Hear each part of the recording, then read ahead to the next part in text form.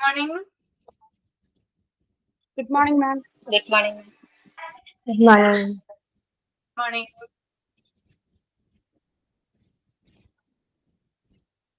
എല്ലാരും ബ്രേക്ക്ഫാസ്റ്റ് ഒക്കെ കഴിച്ചോ? Yes, ma'am. കുട്ടികളൊക്കെ സ്കൂളിൽ പോയോ? Yes. പോയി. ഓക്കെ, അപ്പൊ നമുക്ക് പ്രയർ സ്റ്റാർട്ട് ചെയ്യാം കേട്ടോ. പ്രയർ ചെയ്തോളൂ. Yes, ma'am. മരുവിയായ ദൈവമേ നിനക്കു വന്ദനം.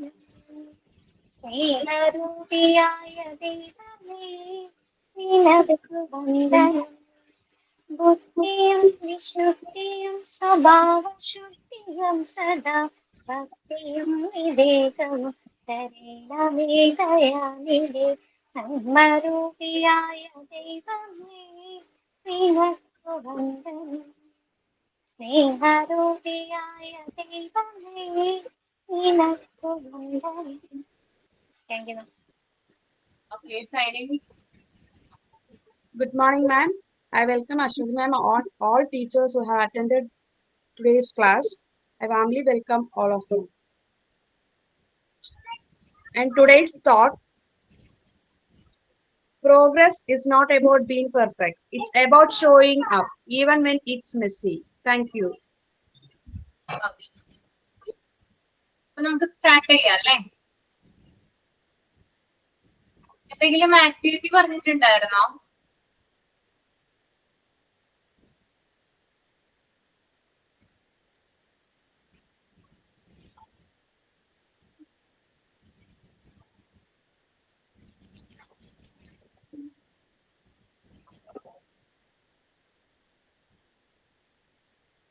ഓക്കെ, അപ്പൊ നമ്മള് ക്ലാസ് റൂം മാനേജ്മെന്റ് അല്ലേ കഴിഞ്ഞ ക്ലാസ്സിൽ എടുത്തത്, കംപ്ലീറ്റ് ചെയ്തത്?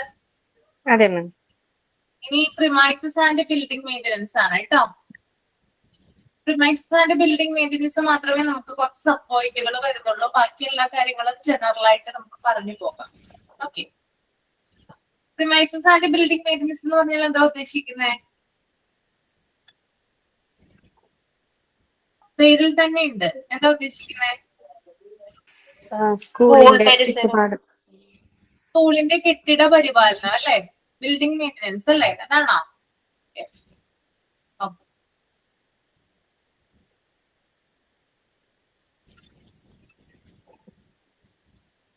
എപ്പോഴും നമുക്കറിയാം സ്കൂൾ ബിൽഡിംഗ് എന്ന് പറയുമ്പോൾ സേഫ് ആയിട്ടുള്ള ബിൽഡിംഗ് ആയിരിക്കണം ഉണ്ടാവേണ്ടത്. എയർ സർക്കുലേഷൻ ഉണ്ടാകണം, വെന്റിലേഷൻ ഉണ്ടാകണം, പിന്നെ എക്കോ ഫ്രണ്ട്ലി ആയിരിക്കണം. ഇങ്ങനെയുള്ള കുറച്ച് കാര്യങ്ങൾ എന്ത് ചെയ്യാറുണ്ട് സ്കൂൾ മാനേജ്മെന്റ് ശ്രദ്ധിക്കണം. ഓക്കെ, അപ്പോ എന്തൊക്കെയാണ് സേഫ് ആയിട്ടുള്ള ബിൽഡിംഗ്? നമുക്കറിയാം ഇപ്പോ ഉണ്ടോ പഴയ ബിൽഡിങ്ങുകൾ ഇപ്പോഴും ഉണ്ടോ? ഓടിട്ട സ്കൂളുകൾ ഉണ്ടോ? ഇപ്പോഴും വളരെ ചുരുക്കമല്ലേ? മെജോറിറ്റിയും എന്താണ് കോൺക്രീറ്റ് കെട്ടിടങ്ങളല്ലേ ഉള്ളത്. കണ്ടിട്ടില്ലേ നിങ്ങള്? ഓടിട്ട കെട്ടിടങ്ങൾ അധികം ഇല്ല, വളരെ കുറച്ച് മാത്രമേ ഉള്ളൂ, മൈനറായിട്ട് മാത്രം. മെജോറിറ്റി നമ്മൾ കോൺക്രീറ്റ് കെട്ടിടങ്ങളാണ് കാണുന്നത്. അപ്പോ നമുക്കറിയാം ഈ ഓടിട്ട കെട്ടിടങ്ങളൊക്കെയാണെന്ന് പറയുമ്പോൾ മഴ പെയ്യുന്ന സമയത്തൊക്കെ റെയിനി സീസണിലൊക്കെ ഭയങ്കര ബുദ്ധിമുട്ടാണ് അല്ലേ? ഇല്ലേ? വെള്ളം എന്ത് ചെയ്യും? മഴ പെയ്ത വെള്ളം ചോർന്നിരിക്കില്ലേ ഓടിന് വിടവൊക്കെ ഉണ്ടെങ്കില് അല്ലെ? പിന്നെ കാറ്റും മഴയൊക്കെ വന്നു കഴിഞ്ഞാല്, കാറ്റ് വന്നു കഴിഞ്ഞാല് ഭയങ്കരമായിട്ട് ശക്തിയായിട്ടുള്ള കാറ്റും കാര്യങ്ങളൊക്കെ ഉണ്ടെങ്കിൽ ഓട് പൊട്ടാനുള്ള സാധ്യത കൂടുതലാണ് അല്ലെ? അപ്പൊ അതിനകത്താണ് ആരിയ്ക്കുന്നേ? കുഞ്ഞുങ്ങൾ ഇരിക്കുന്നേ. അപ്പൊ അവര് സേഫ് അല്ല അല്ലെ? അപ്പൊ അതുകൊണ്ട് തന്നെ സ്കൂൾ മാനേജ്മെന്റ് ശ്രദ്ധിക്കേണ്ട ഒരു പ്രധാനപ്പെട്ട കാര്യം എന്ന് പറയുന്നത് സേഫ് ആയിട്ടുള്ള ഒരു ബിൽഡിങ്ങിലായിരിക്കണം കുഞ്ഞുങ്ങളെ ഇരുത്തേണ്ടത് എന്നുള്ളതാണ്. പിന്നെ അതുപോലെ തന്നെ എയർ സർക്കുലേഷൻ ഉണ്ടാകണം, വെന്റിലേഷൻ ഉണ്ടാകണം അല്ലെ? വായുസഞ്ചാരം ഉണ്ടാകണ്ടേ? അല്ലെങ്കിൽ കുഞ്ഞുങ്ങൾക്ക് ശ്വാസം മുട്ടില്ലേ? ഇപ്പൊ കോൺക്രീറ്റ് കെട്ടിടങ്ങളാണെങ്കിൽ പോലും പ്രോപ്പർ ആയിട്ടുള്ള എയർ സർക്കുലേഷൻ ആൻഡ് വെന്റിലേഷൻ എവിടെ ഉണ്ടായിരിക്കണം? ആ ബിൽഡിങ്ങിന് ഉണ്ടായിരിക്കണം അല്ലെ? അതുപോലെ തന്നെ എക്കോ ഫ്രണ്ട്ലി ആയിരിക്കണം അല്ലെ? പരിസ്ഥിതി സൗഹാർദ്ദം അല്ലെ? നമുക്ക് എക്കോ ഫ്രണ്ട്ലി ആയിട്ടുള്ള ബാക്ക്ഗ്രൗണ്ട് ആയിരിക്കണം സ്കൂളിന് ഉണ്ടാവേണ്ടത്. അപ്പൊ ഇത്തരത്തിലുള്ള കാര്യങ്ങളാണ് എന്ത് ചെയ്യേണ്ടത്? നമ്മൾ ശ്രദ്ധിക്കേണ്ടത്. പിന്നെ അതുപോലെ തന്നെ ഇതിൽ വരുന്ന മറ്റൊരു പോയിന്റ് ആണ് ക്ലീനിങ് കോമൺ ഏരിയാസ്. അതായത് സ്കൂൾ ബിൽഡിങ്ങിന്റെ പ്രധാനപ്പെട്ട ഏരിയാസ് ഒക്കെ എപ്പോഴും എന്ത് ചെയ്തിരിക്കണം, ക്ലീൻ ചെയ്ത് സൂക്ഷിച്ചിട്ടുണ്ടായിരിക്കണം. ഓക്കെ, അപ്പൊ സ്കൂൾ ബിൽഡിങ്ങിന്റെ പ്രധാനപ്പെട്ട ഏരിയാസ് എന്ത് ചെയ്യണം, കോമൺ ഏരിയാസ് എപ്പോഴും ക്ലീൻ ചെയ്യണം. നെക്സ്റ്റ് വൺ ആണ് inspecting and repairing maintaining electrical system. എന്താണ് ഇലക്ട്രിക്കൽ സിസ്റ്റം നമ്മൾ മെയിൻറ്റെയിൻ ചെയ്യേണ്ടത്? സ്കൂളിന്റെ മെയിൻറ്റെയിൻ ചെയ്യുക മാത്രമല്ല ചെയ്യേണ്ടത്, അത് റിപ്പയർ ചെയ്യേണ്ടതുണ്ട്. ഡാമേജ് ആണെങ്കിൽ ഇൻസ്പെക്ട് ചെയ്യേണ്ടതുണ്ട് അല്ലെ. ചിലപ്പോ ചില സന്ദർഭങ്ങളിൽ ഷോക്ക് ഏൽക്കാനുള്ള സാധ്യത കൂടുതലാണ് അല്ലെ. ക്ലാസ് റൂമുകളിലെ സ്വിച്ചുകളിൽ നിന്ന് ഷോക്ക് ഏൽക്കാനുള്ള സാധ്യത കൂടുതലല്ലേ. അതുപോലെ തന്നെ ക്ലാസ് മുറികളിലുള്ള ബൾബ്, ഫാൻ, ഇങ്ങനെയുള്ള കാര്യങ്ങളൊക്കെ എന്ത് ചെയ്യണം, നമ്മൾ ചെക്ക് ചെയ്യണം. പ്രോപ്പർ ആയിട്ട് അത് വർക്കിംഗ് ആണോ, അതിന് എന്തെങ്കിലും ഡാമേജ് ഉണ്ടോ. എന്തെങ്കിലും ഡാമേജ് ഒക്കെ ഉണ്ടെങ്കിൽ ഫാനൊക്കെ പൊട്ടി വീഴാനുള്ള സാധ്യത കൂടുതലാണ്, ബൾബ് പൊട്ടിത്തെറിക്കാനുള്ള സാധ്യത കൂടുതലാണ് അല്ലെ, ഡാമേജ് ആണെങ്കിൽ. അപ്പൊ ഇവ എന്ത് ചെയ്യണം, പ്രോപ്പർ ആയിട്ട് ഇൻസ്പെക്ട് ചെയ്യണം, ചെക്ക് ചെയ്യണം. ഓരോ ക്ലാസ് റൂമിൽ ചെന്നിട്ട് ഇതൊക്കെ നന്നായിട്ട് പ്രവർത്തിക്കുന്നുണ്ടോ എന്ന് ചെക്ക് ചെയ്യണം. ഇത് പ്രവർത്തിക്കുന്നില്ല എന്നാണെങ്കിൽ പഴയത് മാറ്റി പുതിയത് ഇടാം. എന്തെങ്കിലും ചെറിയ ഡാമേജ് ആണെങ്കിൽ അത് റിപ്പയർ ചെയ്യാം. ഈ ഒരു സിസ്റ്റം എന്ത് ചെയ്യണം, നമ്മൾ മെയിൻറ്റെയിൻ ചെയ്ത് കൊണ്ട് പോകണം. ഓക്കെ, അതുപോലെ തന്നെ പ്ലംബിംഗ് അല്ലെ. അതായത് നമുക്കറിയാം പൈപ്പ് പ്രധാനമായിട്ടും വെള്ളം വേണം അല്ലെ സ്കൂളില്, കുട്ടികൾക്ക് കുടിക്കാനും മറ്റു ആവശ്യങ്ങൾക്കൊക്കെ ആയിട്ട്. ഇപ്പൊ ടോയ്ലറ്റ് ഉപയോഗത്തിനും കൈ കഴുകുന്നതിനൊക്കെ ആയിട്ട് എന്ത് വേണം, വെള്ളം ആവശ്യമാണ് അല്ലെ. അപ്പൊ പൈപ്പിംഗ് സംവിധാനം ശരിയായിട്ട് പ്രവർത്തിക്കണം. ഓക്കെ, അപ്പൊ അതിനും കറക്റ്റ് ആയിട്ടുള്ള മെയിൻ്റെനൻസ് ആവശ്യമാണ്. പിന്നെ അതുപോലെ തന്നെ എലവേറ്റേഴ്സ് അതായത് ചില സ്കൂളുകളിൽ നമുക്കറിയാം എലവേറ്റേഴ്സ്, ലിഫ്റ്റ് പോലുള്ള കാര്യങ്ങളൊക്കെ ഉണ്ട് അല്ലെ. അപ്പൊ ഇങ്ങനെ ഉണ്ടെങ്കിൽ അത് പ്രോപ്പർ ആയിട്ട് പ്രവർത്തിക്കുന്നുണ്ടോ എന്ന് നോക്കണം അല്ലെ. അല്ലെങ്കിൽ ലിഫ്റ്റ് കറക്റ്റ് ആയിട്ട് പ്രവർത്തിക്കുന്നില്ലെങ്കിൽ എന്തെങ്കിലും ഡാമേജ് ഉണ്ടെങ്കിൽ കുട്ടികൾ അതിനകത്ത് കുടുങ്ങാനുള്ള സാധ്യത കൂടുതലാണ്. അപ്പോ ഇത്തരത്തിലുള്ള കാര്യങ്ങളൊക്കെ എന്ത് ചെയ്യണം, ശ്രദ്ധിക്കേണ്ടത് ഉണ്ട്.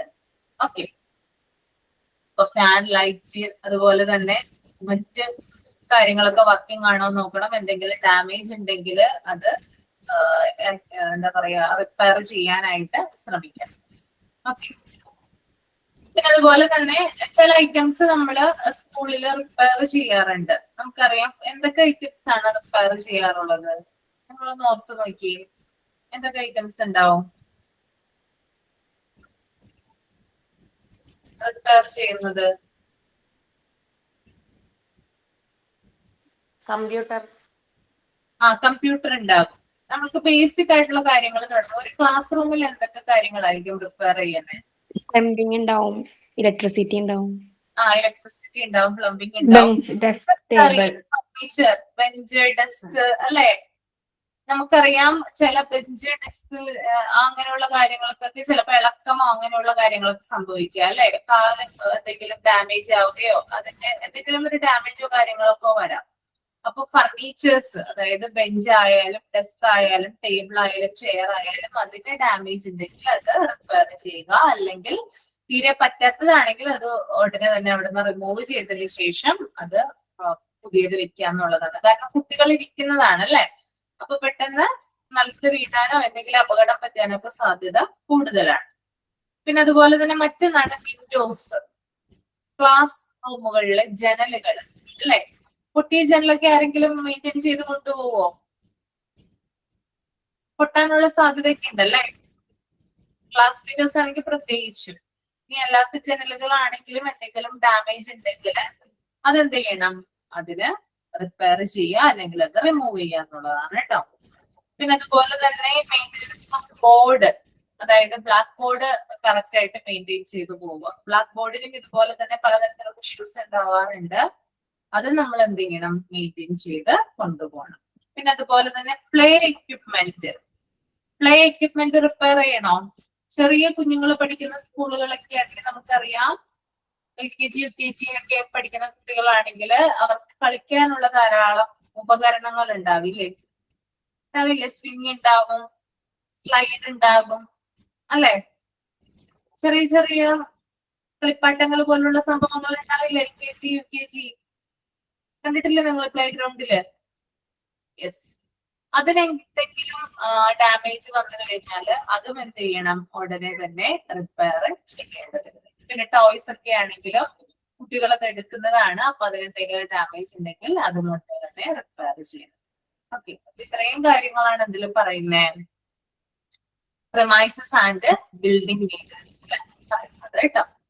ഓക്കെ, ഇനി അടുത്തത് നമുക്ക് നോക്കാം ഓഫീസ് മെയിൻ്റനൻസ്. ഈ ഓഫീസ് മെയിൻ്റനൻസ് എന്ന് പറഞ്ഞാൽ എന്താ ഉദ്ദേശിക്കുന്നത്?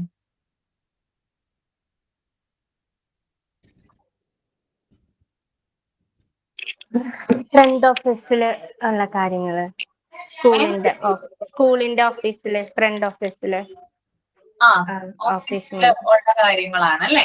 സിസ്റ്റംസ്. ഓഫീസ് മെയിൻ്റനൻസ് എന്ന് പറയുമ്പോൾ പ്രധാനമായിട്ടും റെക്കോർഡ് മെയിൻ്റനൻസ് ഒക്കെ വരും അല്ലെ, ഇല്ലേ? ഓഫീസിൽ പലതരത്തിലുള്ള റെക്കോർഡുകൾ സൂക്ഷിക്കുന്നില്ലേ? കുറേ അധികം റെക്കോർഡുകൾ സൂക്ഷിക്കുന്നുണ്ട്. ഏതൊക്കെ റെക്കോർഡുകളാണ് ഓഫീസിൽ സൂക്ഷിക്കുന്നത് പറഞ്ഞേ? അഡ്മിഷൻ രജിസ്റ്റർ ഉണ്ട്, teachers attendance, log book register ഉണ്ട്, പിന്നെ എന്തൊക്കെയാ, സ്റ്റോക്ക് രജിസ്റ്റർ ഉണ്ട്, class registers, class room attendance register ഉണ്ട്. അങ്ങനെ കുറെ അധികം രജിസ്റ്റേഴ്സ് നമുക്ക് PG ഡീറ്റെയിൽ ആയിട്ട് പഠിക്കാനുണ്ട് കേട്ടോ. രജിസ്റ്ററുകളെ കുറിച്ച് കുറെ അധികം രജിസ്റ്ററുകൾ എന്ത് ചെയ്യുന്നുണ്ട്, ഈ ഒരു സ്കൂളിൽ സൂക്ഷിക്കുന്നുണ്ട് അല്ലെ. അപ്പൊ അത് ഓഫീസിലാണ് പ്രത്യേകിച്ചും സൂക്ഷിക്കുന്നത്. അപ്പോ അത്തരം ഓഫീസിലെ എന്തൊക്കെ കാര്യങ്ങളാണ് മെയിൻറ്റെയിൻ ചെയ്യുന്നുണ്ട്, അതായത് റെക്കോർഡുകളുടെ മെയിൻ്റനൻസ്, അതുപോലെ തന്നെ ഓഫീസ് മെയിൻ്റനൻസ് ഒക്കെ എന്തിൽ വരുന്നതാണ്, ഈ ഒരു ഭാഗത്ത് വരുന്നത്. ഇനി അടുത്തത് നമുക്ക് നോക്കാം ക്യാൻവാസിംഗ് ആൻഡ് പ്രൊപ്പഗണ്ടാസ്, പ്രചരണം അല്ലെ. പ്രചരണം നടത്താറുണ്ടോ സ്കൂളുകള്? ക്യാൻവാസ് ചെയ്യാറുണ്ടോ? ക്യാൻവാസ് ചെയ്യുമല്ലോ. എപ്പോഴാണ്, ഏത് ടൈമിലാണ്? ആ സമയം കഴിഞ്ഞു പോയല്ലേ. ജനുവരി, ഡിസംബർ, ജനുവരി അഡ്മിഷന്റെ സമയത്ത്. അതായത് അഡ്മിഷൻ സമയത്താണ്. നമുക്കറിയാം മാർച്ച് ഏപ്രിൽ മാസങ്ങളിലായിട്ടാണ് കൂടുതൽ നടക്കുന്നത്, ക്യാൻവാസിംഗ് നടക്കുന്നത് കേട്ടോ. എന്തിനു വേണ്ടിയിട്ടാണ് ക്യാൻവാസിംഗ് നടത്തുന്നത്?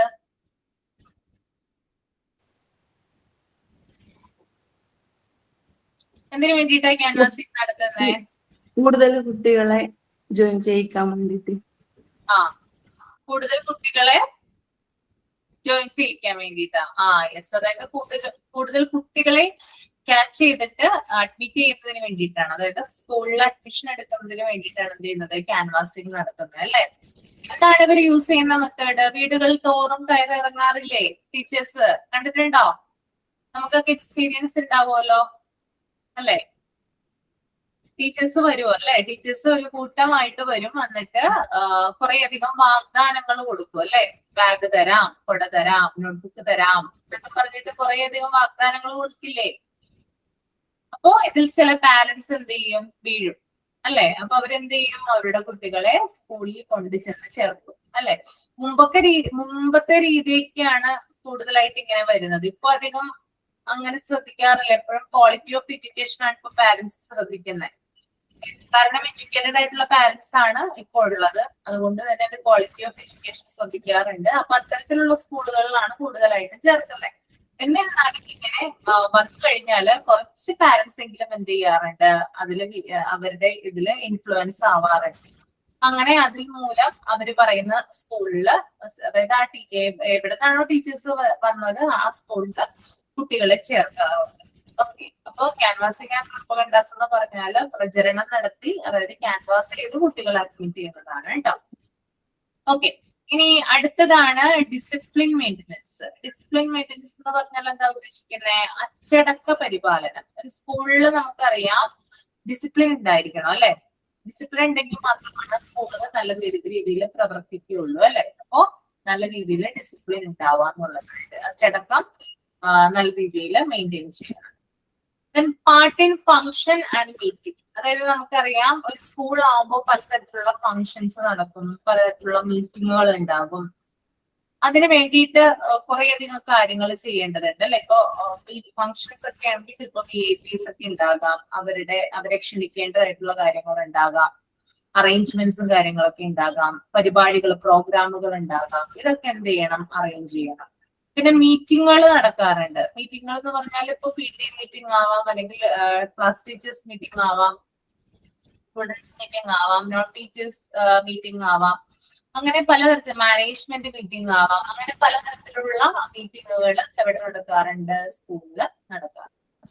അതിനടുത്തത് കമ്മ്യൂണിക്കേഷൻ ആണ്, ആശയവിനിമയം. എന്താണ് ആശയവിനിമയം? അതായത് സ്കൂൾ ആയാല് കമ്മ്യൂണിക്കേഷൻ ആവശ്യമാണ്. ആരൊക്കെ തമ്മിലാണ് കമ്മ്യൂണിക്കേഷൻ ആവശ്യം? അതായത് മാനേജ്മെന്റും ടീച്ചേഴ്സും തമ്മിൽ കമ്മ്യൂണിക്കേഷൻ ആവശ്യമാണ്. ടീച്ചേഴ്സും പാരന്റ്സും തമ്മിൽ കമ്മ്യൂണിക്കേഷൻ ആവശ്യമാണ്. പാരന്റ്സും മാനേജ്മെന്റ് തമ്മിൽ കമ്മ്യൂണിക്കേഷൻ ആവശ്യമാണ്. ചിൽഡ്രനും ടീച്ചറും തമ്മിൽ കമ്മ്യൂണിക്കേഷൻ ആവശ്യമാണ്. അങ്ങനെ പല ആളുകളും തമ്മിൽ കമ്മ്യൂണിക്കേഷൻ ഉണ്ടെങ്കിൽ മാത്രമാണ് ഒരു സ്കൂൾ എന്ത് ചെയ്യുക? പ്രോപ്പർ ആയിട്ട് പ്രവർത്തിക്കുക. അടുത്തത് വളരെ ഇമ്പോർട്ടന്റ് ആയിട്ടുള്ള ഒരു കാര്യമാണ് ഫിനാൻഷ്യൽ അസിസ്റ്റൻസ്. അല്ലെ, ഒരു സ്കൂള് പ്രവർത്തിക്കാൻ പണം ആവശ്യമാണോ? നിങ്ങളുടെ അഭിപ്രായം എന്താ? ആവശ്യമാണ് അല്ലെ. ഒരു സ്കൂള് പ്രവർത്തിക്കുന്നതിന് വേണ്ടിയിട്ട് പണം നിർബന്ധമാണ്. ഒരു സ്കൂള് പ്രവർത്തിക്കാൻ മാത്രമല്ല, ഒരു വ്യക്തിക്ക് ജീവിക്കണമെങ്കിൽ എന്ത് വേണം? പണം വേണം അല്ലെ. പണമില്ലാതെ നമുക്ക് ജീവിക്കാനായിട്ട് പറ്റും ലോകത്ത്? ഇല്ല അല്ലെ, ഒരിക്കലും ഇല്ല. 10 രൂപയെങ്കിൽ 10 രൂപ നമ്മുടേതാണെന്ന് പറയുമ്പോൾ നമുക്ക് അതിനകത്തൊരു അഭിമാനം തോന്നില്ലേ? ആണോ?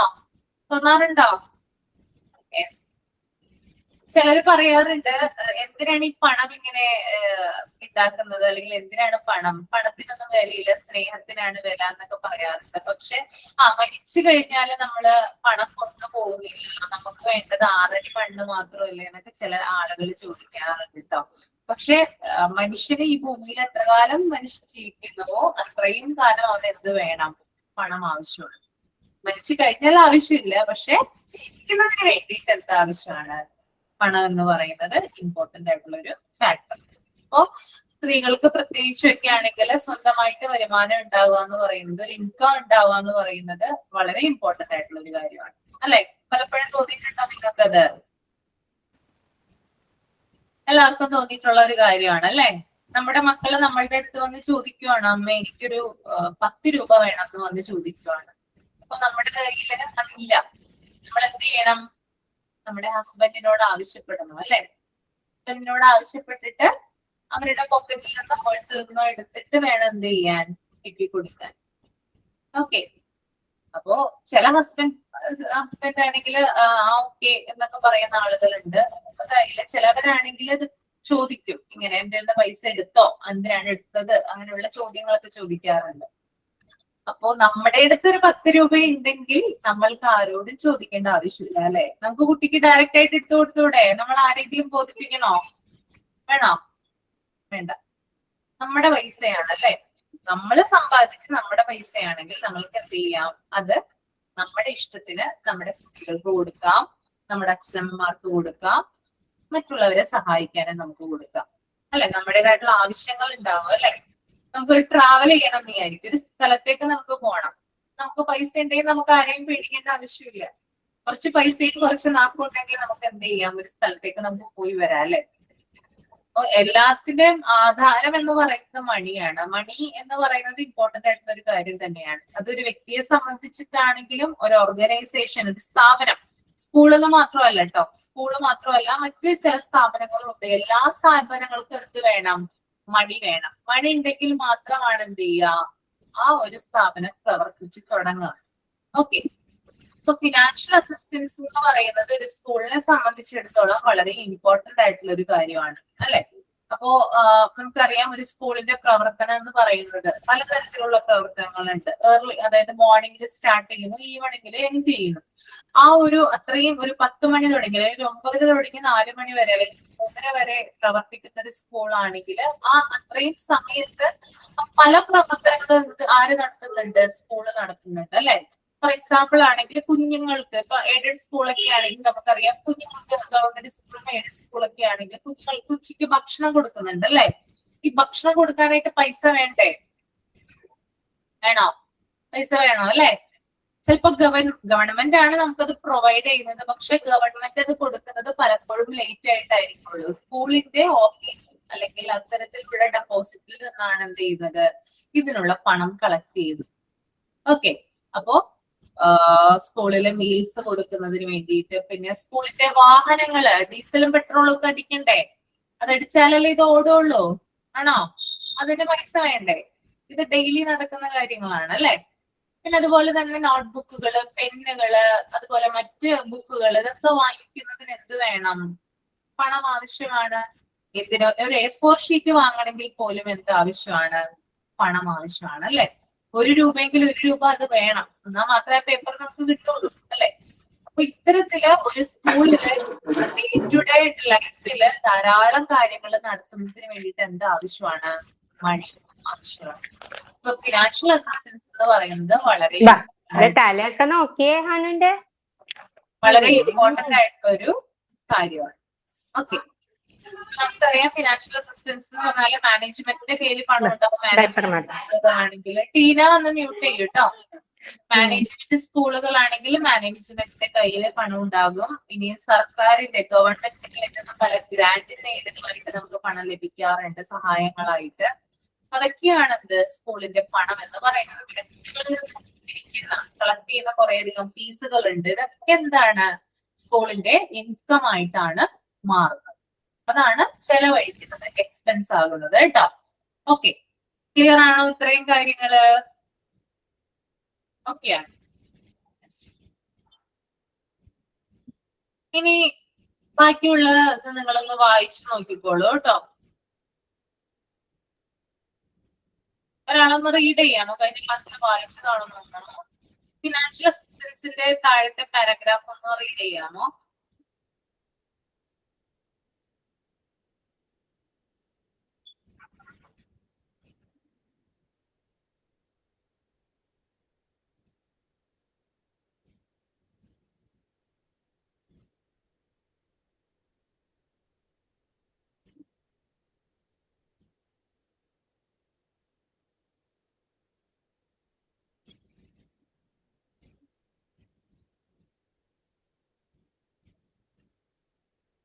ഒരാളൊന്ന് റീഡ് ചെയ്യാമോ?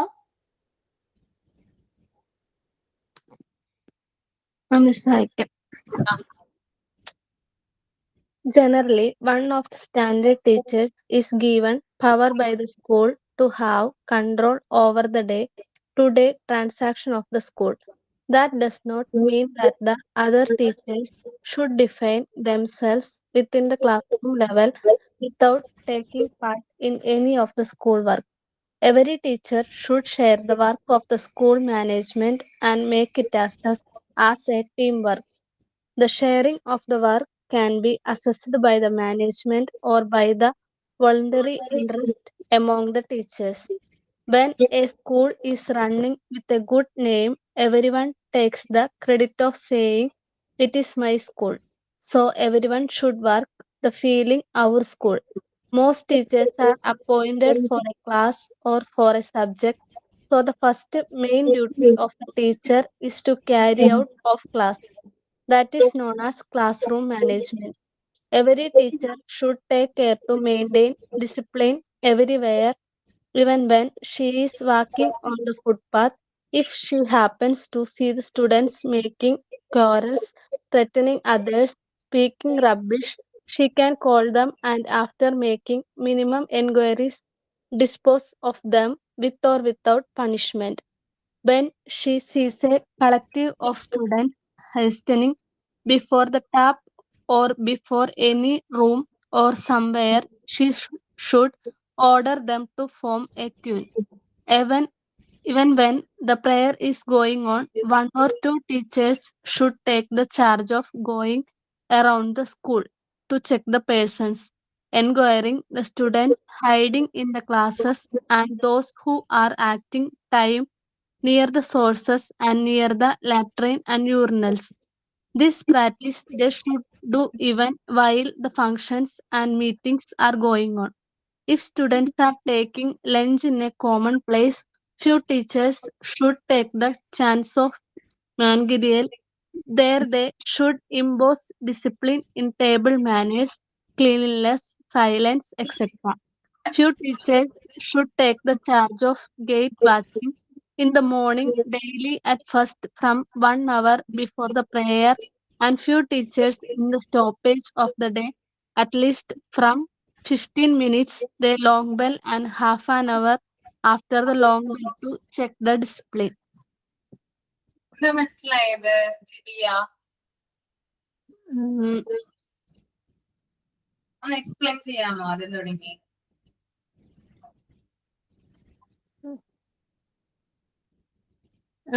ക്ലാസ് സ്റ്റാർട്ട് ചെയ്തത് മുതൽ അന്നത്തെ ഒരു ദിവസത്തെ മുഴുവൻ കാര്യങ്ങളും ടീച്ചേഴ്സിന്റെ അതായത് കൺട്രോളിൽ നടക്കുന്ന കാര്യങ്ങൾ മൊത്തം, അതായത് കുട്ടികള് സ്കൂളിൽ വന്ന് ബെല്ലടിച്ച് കഴിഞ്ഞ് കഴിയുമ്പോ തുടങ്ങി അത് കഴിയണ വരെയുള്ള എല്ലാ കാര്യങ്ങളും ടീച്ചേഴ്സാണ് കൺട്രോൾ ചെയ്യുന്നത്.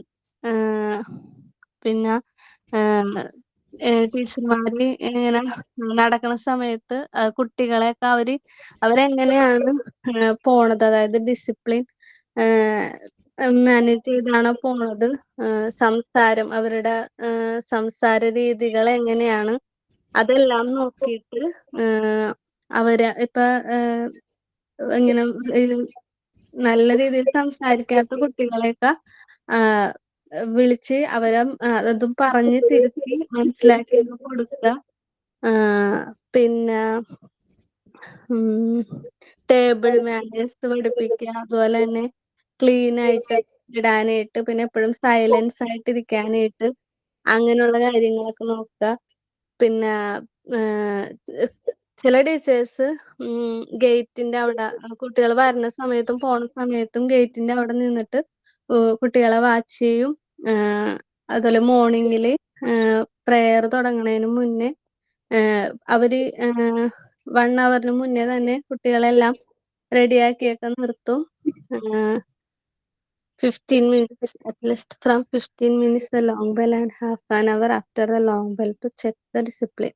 ബെല്ലടിച്ച് ഒരു 15 ബെല്ലടിക്കുന്നതിന് 15 minutes മുമ്പ് അവരെ ഡിസിപ്ലിനിലും എല്ലാത്തിലും ഒക്കെ പ്രേയറിനൊക്കെ വേണ്ടിയിട്ട് ഒരുക്കിയൊക്കെ നിർത്തുന്നതും ടീച്ചർമാരാണ്.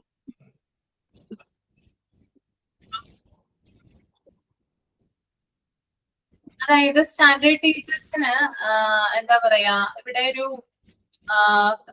ഓവറോൾ കൺട്രോൾ ചെയ്യാനായിട്ടുള്ള ഒരു പവർ, അല്ലെങ്കിൽ ഓഫീസ് സംബന്ധമായിട്ടുള്ള ട്രാൻസാക്ഷൻസ് ഒക്കെ നടത്താനുള്ള പവർ ഉണ്ടെങ്കിൽ കൂടിയും മറ്റ് ടീച്ചേഴ്സിനെ എന്താ പറയാ, അവരെ ഭരിക്കുന്ന രീതിയിൽ അല്ലെങ്കിൽ അവരെ ഡിസിപ്ലിൻ പഠിപ്പിക്കുന്ന രീതിയിലുള്ള ഒരു പവർ അല്ല ആർക്ക് കൊടുക്കുന്നേ, ഈ ഒരു സ്റ്റാൻഡേർഡ് ടീച്ചേഴ്സിന് കൊടുക്കുന്നത്. ഓക്കെ, അതായത് ഒരു സ്കൂളിലെ ഫങ്ഷൻസ് അല്ലെങ്കിൽ ഡേ ടു ഡേ ട്രാൻസാക്ഷൻ നടത്താനായിട്ട് സ്റ്റാൻഡേർഡ് ടീച്ചേഴ്സിന് പവർ ഉണ്ട്. പക്ഷെ അതിനർത്ഥം മറ്റ് ടീച്ചേഴ്സിന്റെ കാര്യങ്ങളിൽ ഇടപെടുക, അവരെ കൊണ്ട് കാര്യങ്ങൾ നടത്തിപ്പിക്കുക, അങ്ങനെയുള്ള കാര്യങ്ങളൊന്നും ഇവിടെ അർത്ഥമാക്കുന്നില്ല. എല്ലാ ടീച്ചർമാരായാലും ആ ടീച്ചർമാരുടെ ഡ്യൂട്ടി എന്ന് പറയുന്നത് ക്ലാസ് റൂം ലെവലില്, അതായത് സ്കൂൾ വർക്കില് എല്ലാവരും കോർഡിനേറ്റ് ചെയ്യുക, എല്ലാവരും പാർട്ടിസിപ്പേറ്റ് ചെയ്യുക എന്നുള്ളതാണ് എല്ലാ ടീച്ചേഴ്സിന്റെയും ഡ്യൂട്ടി എന്ന് പറയുന്നത്. അതുകൊണ്ട് തന്നെ ടീച്ചർമാരെപ്പോഴും അവരുടെ വർക്കുകൾ, അതായത് ജോലികള് ഷെയർ ചെയ്യണം. അങ്ങനെ ചെയ്ത് കോർഡിനേറ്റ് ചെയ്ത് കൊണ്ടുപോയാൽ മാത്രമേ അതൊരു ടീം വർക്ക് ആണെന്ന് പറയാനായിട്ട് സാധിക്കുകയുള്ളൂ. ഓക്കെ, അതുപോലെ തന്നെ നമുക്കറിയാം ഈ ഷെയർ ചെയ്ത് നമ്മൾ വർക്ക് ചെയ്യുന്നതിലൂടെ നമ്മൾക്കിടയിൽ, അതായത് ഒരു എന്താ പറയാ, നല്ല രീതിയിൽ ഒരു ഒത്തൊരുമ, ഒരു ടീമാണെന്നൊരു ബോധം ഉണ്ടാവുകയും, ടീച്ചേഴ്സിന്റെ ഇടയിൽ ടീമാണെന്നുള്ളൊരു ബോധം ഉണ്ടാവുകയും, എല്ലാ ടീച്ചേഴ്സും ഇതെന്റെ സ്കൂളാണ് അല്ലെങ്കിൽ ഞങ്ങളുടെ സ്കൂളാണ് എന്നുള്ളൊരു ആ ഒരു ബോധം അവരിൽ വരികയും ചെയ്യും. ഓക്കെ, അപ്പൊ അതാണ് ആദ്യം ഉണ്ടാക്കിയെടുക്കേണ്ടത്. എനിക്ക് ഈ ജോലി തന്നു, എനിക്ക് ഇത് മാത്രമാണ് എന്റെ ജോലി, അല്ലെങ്കിൽ എനിക്ക് വേറെ ഒരു ഇതിലും പങ്കില്ല എന്ന് പറഞ്ഞ് മാറി നിൽക്കരുത്. ഒരു ജോലി ഉണ്ടെങ്കിൽ അത് പരസ്പരം ഷെയർ ചെയ്ത് എന്താ പറയാ മുന്നോട്ട് പോവുക, അല്ലെങ്കിൽ എല്ലാ ടീച്ചേഴ്സും തമ്മിൽ ഒരുമിച്ച് പ്രവർത്തിക്കുക എന്നുള്ളതാണ് ഒരു സ്കൂളിന്റെ നല്ല പേരിന് അല്ലെങ്കിൽ പ്രശസ്തിക്ക് കാരണമാകും. പിന്നെ നമുക്കറിയാം കൂടുതലും ടീച്ചേഴ്സ് അപ്പോയിന്റ് ചെയ്യപ്പെടുന്നത് ഒന്നില്ലെങ്കിൽ ഒരു ക്ലാസ്സിലേക്കോ അല്ലെങ്കിൽ ഒരു സബ്ജക്റ്റിലേക്കോ ആയിരിക്കും, അല്ലെ? ഒരു ക്ലാസ് ടീച്ചർ ആയിട്ടോ അല്ലെങ്കിൽ ഒരു സബ്ജക്ട് പഠിപ്പിക്കാനുള്ള ടീച്ചർ ആയിട്ടായിരിക്കും ടീച്ചേഴ്സ് വരുന്നത്. അപ്പൊ അപ്പൊ അവരുടെ ഫസ്റ്റ് ഡ്യൂട്ടി എന്ന് പറയുന്നത് ക്ലാസ് എടുക്കുക എന്നുള്ളതാണ്. അപ്പൊ അതിനെയാണ് നമ്മൾക്ക് ക്ലാസ് റൂം മാനേജ്മെന്റ് എന്ന് പറയുന്നത്. ക്ലാസ് റൂം മാനേജ്മെന്റ് ടീച്ചേഴ്സിന്റെ ഡ്യൂട്ടി ആയിട്ടാണ് വരുന്നത്. ഇനി എല്ലാ ടീച്ചർമാരും ശ്രദ്ധിക്കേണ്ട മറ്റൊരു കാര്യമാണ് എല്ലായിടത്തും ഡിസിപ്ലിൻ ഉണ്ടോ, മെയിൻറ്റെയിൻ ചെയ്യുന്നുണ്ടോ എന്ന് ഉറപ്പുവരുത്തണം. അതായത് ഇപ്പൊ ടീച്ചേഴ്സ് ഫുട്പാത്തിലൂടെ നടന്നു പോകുന്ന വഴിക്ക് ചില സ്റ്റുഡൻസ് തമ്മിൽ എന്താ പറയാ വഴക്ക് കൂടുകയോ തല്ലുപിടിക്കുകയോ അല്ലെങ്കിൽ മറ്റുള്ളവരെ മോശം പറയുകയോ അല്ലെങ്കിൽ മോശപ്പെട്ട വാക്കുകൾ പറയുകയോ ഇങ്ങനെയുള്ള കാര്യങ്ങളൊക്കെ കണ്ടു കഴിഞ്ഞാല് അവരെ വിളിച്ചു വരുത്തിയിട്ട് മിനിമം എൻക്വയറീസ് നടത്തണം. വേണമെങ്കിൽ അവർക്ക് ചെറിയ പണിഷ്മെന്റ് കൊടുക്കാം, അല്ലെങ്കിൽ പണിഷ്മെന്റ് കൊടുക്കാതെയും വിടാം. ഒരിക്കലും മറ്റുള്ളവരുടെ മുന്നിൽ വെച്ച് മോശകരമായിട്ടുള്ള രീതിയിൽ അവരെ ഇൻസൾട്ട് ചെയ്ത് സംസാരിക്കരുത്. കുട്ടികൾ ഒരു തെറ്റ് ചെയ്തു എന്ന് വിചാരിക്കുക, നമ്മൾ കൂടുതൽ അവരെ ഇൻസൾട്ട് ചെയ്ത് സംസാരിക്കുമ്പോൾ എന്താ ഉണ്ടാവുക, അതിന്റെ കോൺസിക്വൻസ് എന്താ ഉണ്ടാവുക പറയാമോ? നമ്മുടെ മക്കളോട് തന്നെ നമ്മള് ഇപ്പോ പുറത്തുനിന്ന് 2-3 പേര് വന്നിരിക്കുകയാണ്, നമ്മുടെ മക്കളെ അവരുടെ മുമ്പിൽ വെച്ച് നമ്മൾ നന്നായിട്ട് ചീത്ത പറയാണെന്ന് വിചാരിക്കുക, എന്താ സംഭവിക്കുക? എന്താ സംഭവിക്കുക?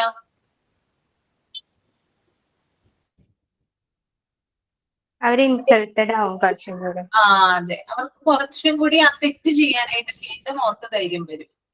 അങ്ങനെയാണ് ഉണ്ടാവുക. അവർക്ക് ഭയങ്കര അപമാന ഭാരം അങ്ങനെയുള്ള കാര്യങ്ങളൊക്കെ വരാം അല്ലെ.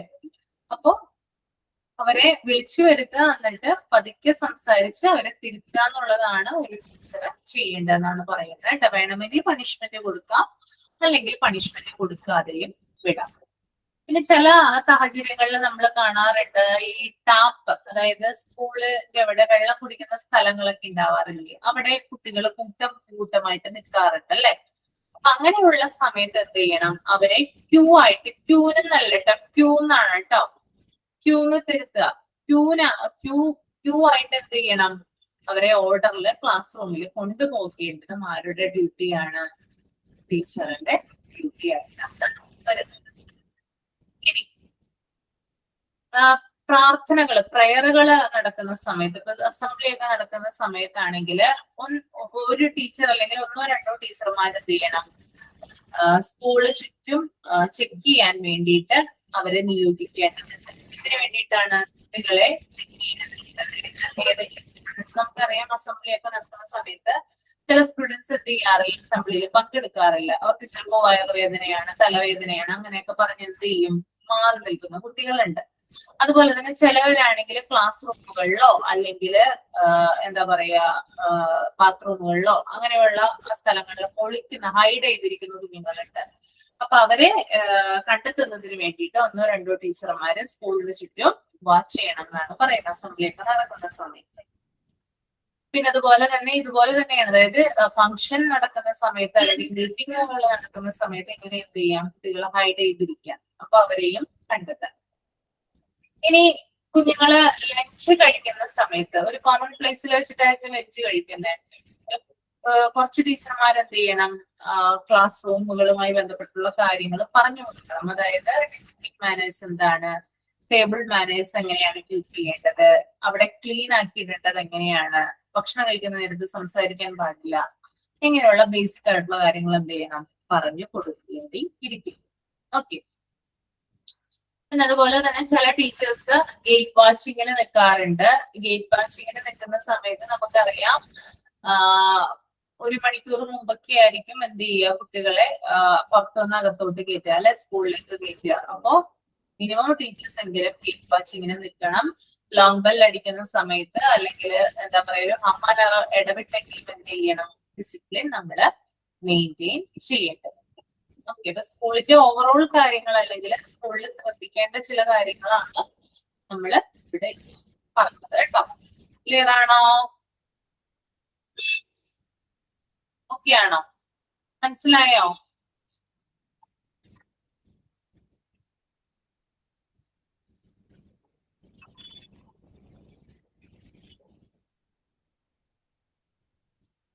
ഇനി ക്യാൻവാസിംഗ് ആൻഡ് പ്രൊപ്പഗൻഡാസും ടൈപ്സ് ഓഫ് ക്യാൻവാസിംഗും ഇൻഡോർ ആൻഡ് നെഗറ്റീവ് ക്യാൻവാസിംഗും ഒന്ന് റീഡ് ചെയ്യൂ കേട്ടോ. മൈൻഡിൽ റീഡ് ചെയ്യൂ.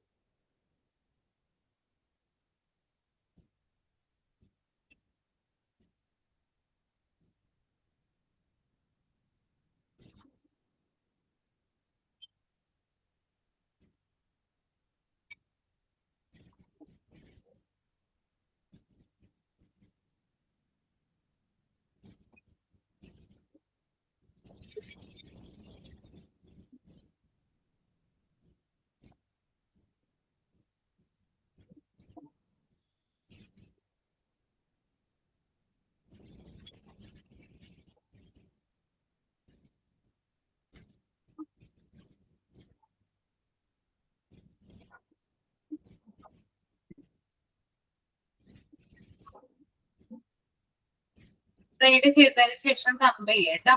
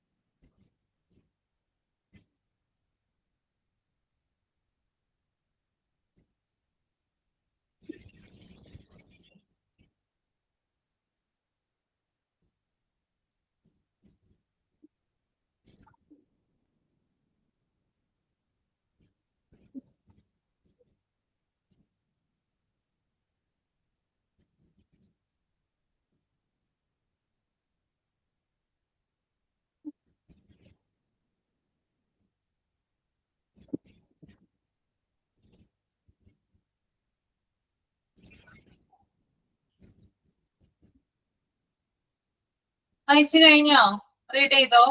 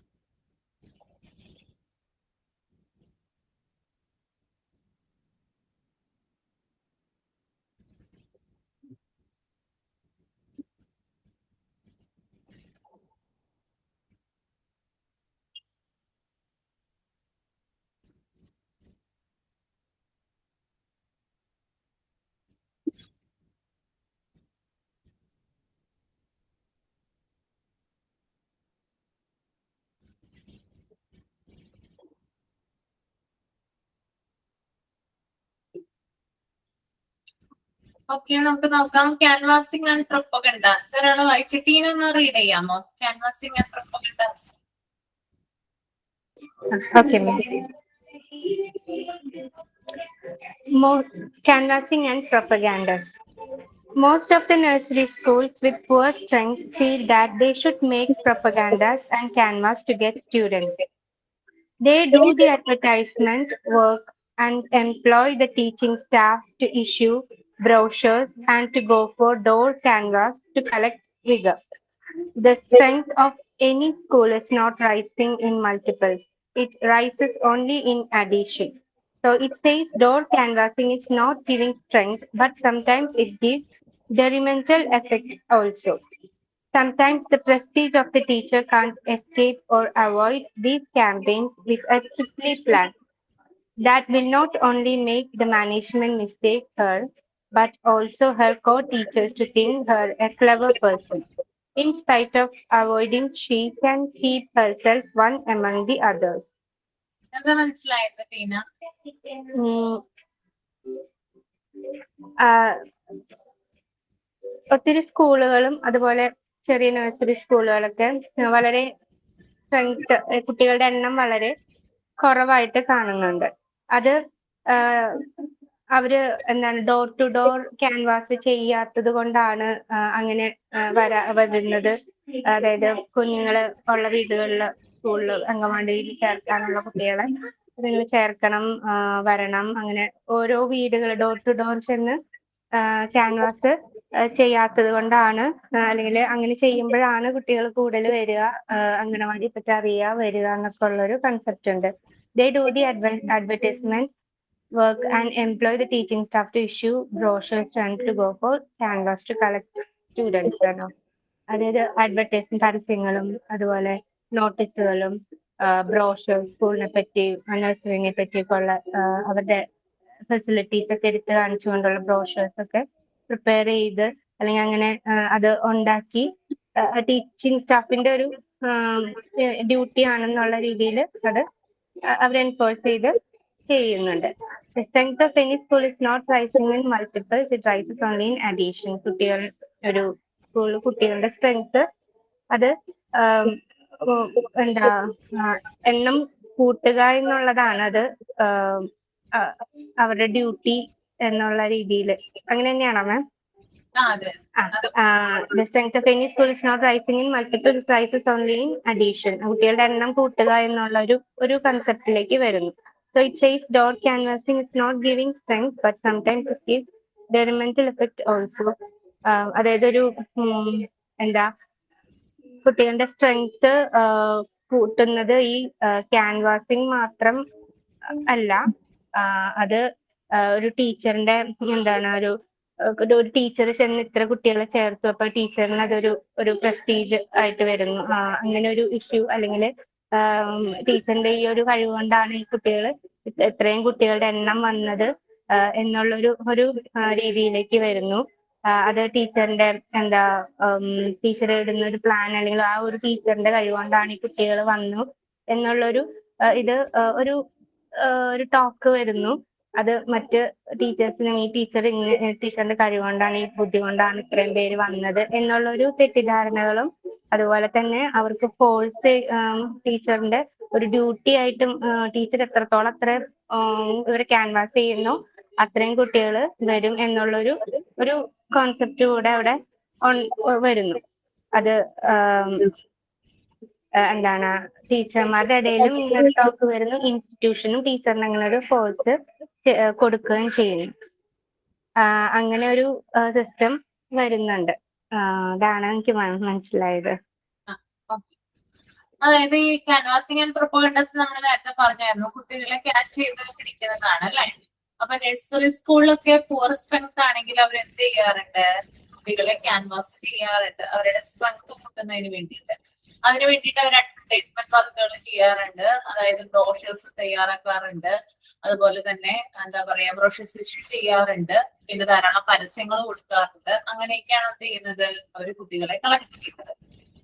പക്ഷെ ഇതുമൂലം എന്താ പറയാ കുറെ ഭയങ്കരമായിട്ടുള്ള രീതിയിലുള്ള സ്ട്രെങ്തോ കാര്യങ്ങളോ ഒന്നും കൂടുന്നില്ല. നമുക്ക് കുട്ടികളെ ചേർക്കാം, അഡീഷണൽ ആയിട്ട് കുട്ടികൾ കൂടുന്നുണ്ടെന്നല്ലാതെ ഭയങ്കരമായിട്ടുള്ള ഒരു എന്താ പറയാ ഒരു അത്ഭുതം ഒന്നും എന്ത് ചെയ്യുന്നില്ല, മിറാക്കിളൊന്നും അവിടെ സംഭവിക്കുന്നില്ല കുട്ടികളുടെ എണ്ണത്തിൽ. അപ്പോ ഈ ഡോർ ക്യാൻവാസിംഗ് എന്ന് പറയുന്നത് എന്താ പറയാ സ്ട്രെങ്ത് ചില സമയത്ത് കൂട്ടുമെങ്കിൽ കൂടിയും ചിലപ്പോ അത് ദോഷകരമായിട്ടുള്ള രീതിയിൽ സ്കൂളിനെ ബാധിക്കാം. ചിലപ്പോൾ ടീച്ചേഴ്സിന്റെ പ്രസ്റ്റീജിനും കാര്യങ്ങൾക്കൊക്കെ അവിടെ ഭംഗം വരാനുള്ള സാധ്യത കൂടുതലാണ്, അവരുടെ പ്രസ്റ്റീജ് നഷ്ടപ്പെടാനുള്ള സാധ്യത കൂടുതലാണ്. അപ്പോ മാനേജ്മെന്റ് എന്താ പറയാ ഒരു മിസ്റ്റേക്ക് കൂടി അല്ലെങ്കിൽ മാനേജ്മെന്റ് ഇടപെട്ടത് കൊണ്ടാണ് ഇങ്ങനെയുള്ള കാര്യങ്ങളൊക്കെ ചെയ്യുന്നതെങ്കിൽ കൂടിയും ടീച്ചേഴ്സിന് അത് എന്ത് ചെയ്യാറുണ്ട്, മോശകരമായിട്ട് ബാധിക്കാറുണ്ട്.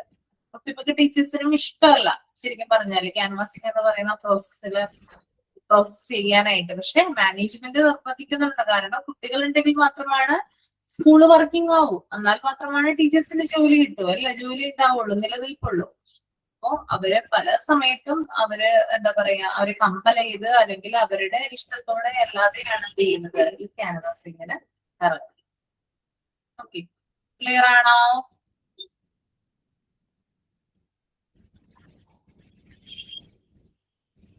ഇനി നമുക്ക് ടൈപ്സ് ഓഫ് ക്യാൻവാസിംഗ് എന്ന് നോക്കാം.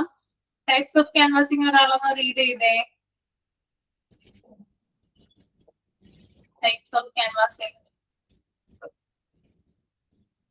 എനിവൺ? വായിക്കാത്ത ആരെങ്കിലും വായിക്കൂ കേട്ടോ.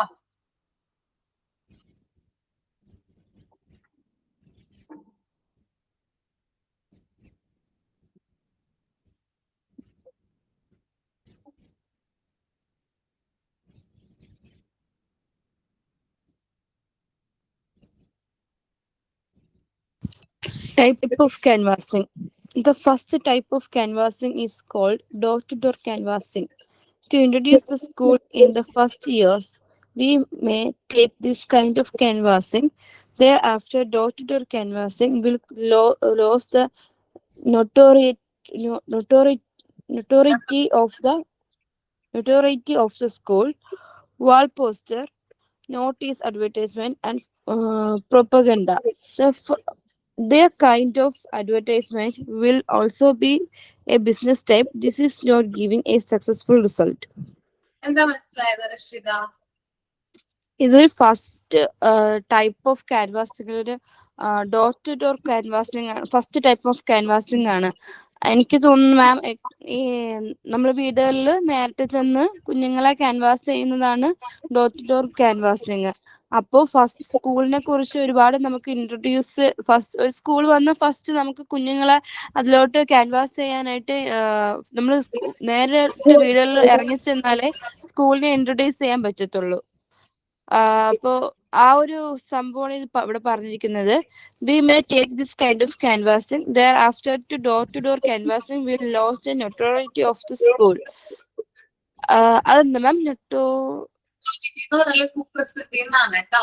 അത് പ്രശസ്തി നഷ്ടപ്പെടാന്നുള്ള രീതിയിലാണ് കേട്ടോ വരുന്നത്. Okay ma'am. അപ്പോ അങ്ങനെ ഇറങ്ങി ചെല്ലുമ്പോ സ്കൂളിന്റെ ഒരു എന്താ പറയാ റെപ്യൂട്ടേഷന് അത് ചിലപ്പോ ബാധിച്ചെന്നിരിക്കാം. വാളില് സ്കൂളിന്റെ പോസ്റ്റർ, നോട്ടീസ് എല്ലാം അഡ്വർടൈസ് ചെയ്യുന്നതും അതൊരു ബിസിനസ് ടൈപ്പ് ആണ്. പക്ഷെ അത് നമുക്ക് ഒരു വലിയൊരു സക്സസ്ഫുൾ ആയിട്ടുള്ള ഒരു നമുക്ക് ബെനിഫിറ്റ് തരുന്നില്ല. അതാണ് ഇവിടെ ഈ ഒരു പാരഗ്രാഫിൽ പറഞ്ഞിരിക്കുന്നത്.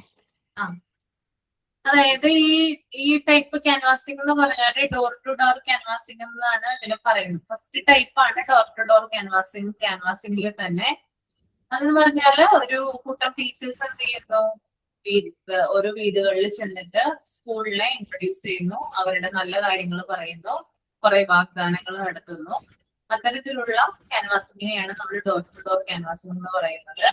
ഈ ഡോർ ടു ഡോർ ക്യാൻവാസിംഗ് എന്ന് പറഞ്ഞാൽ അത് സ്കൂളിന്റെ പ്രശസ്തി അല്ലെങ്കിൽ അവരുടെ എന്താ പറയാ ഒരു നല്ല പേര് ലോസ് ചെയ്യാനായിട്ട്, നഷ്ടപ്പെടാനായിട്ട് കാരണമാകുന്ന ഒന്നാണ്.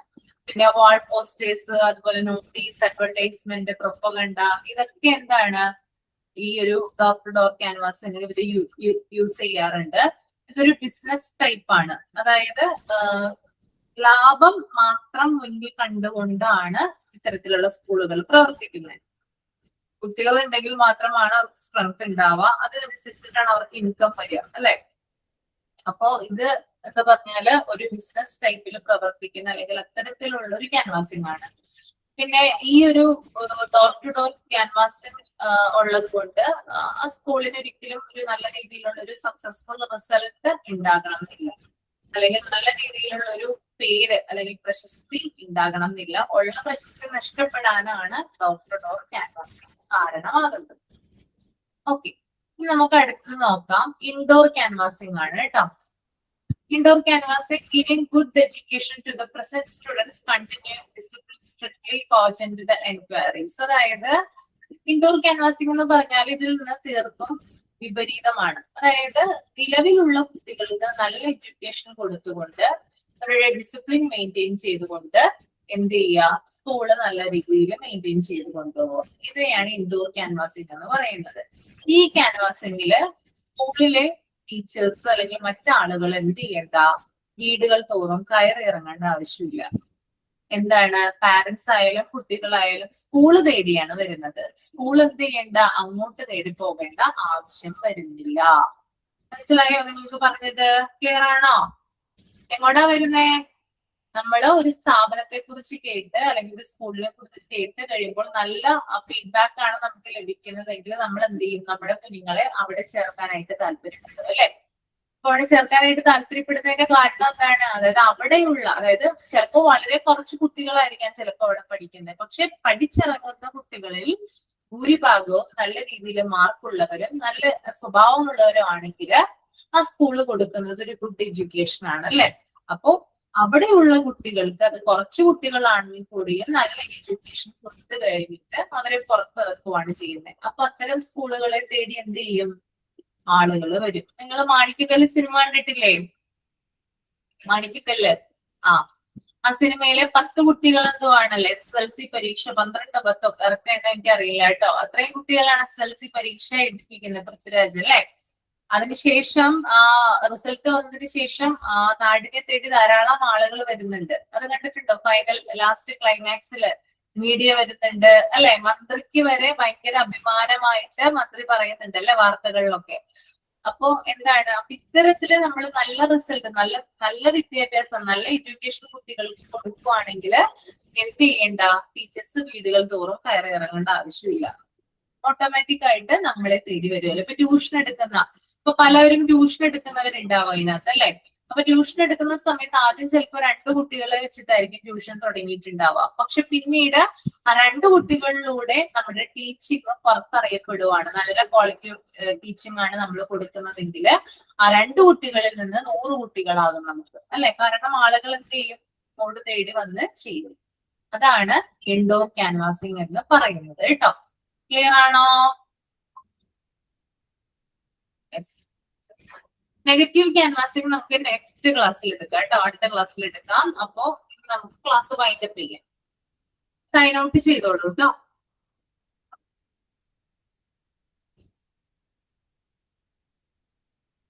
സൈൻ ഔട്ട് ചെയ്യുന്നുണ്ടോ? താങ്ക് യു മാം. നമുക്ക് ഇന്ന് ക്ലാസ് എടുത്തു തന്ന അശ്വതി മാമിനും ക്ലാസ്സിൽ പാർട്ടിസിപ്പേറ്റ് ചെയ്യുന്ന എല്ലാ ഫ്രണ്ട്സിനും താങ്ക് യു വെരി മച്ച്. ശരി, അപ്പൊ നെക്സ്റ്റ് ക്ലാസ്സിൽ കാണാം കേട്ടോ. Bye. Bye ma'am. Okay, thank you ma'am. Thank U.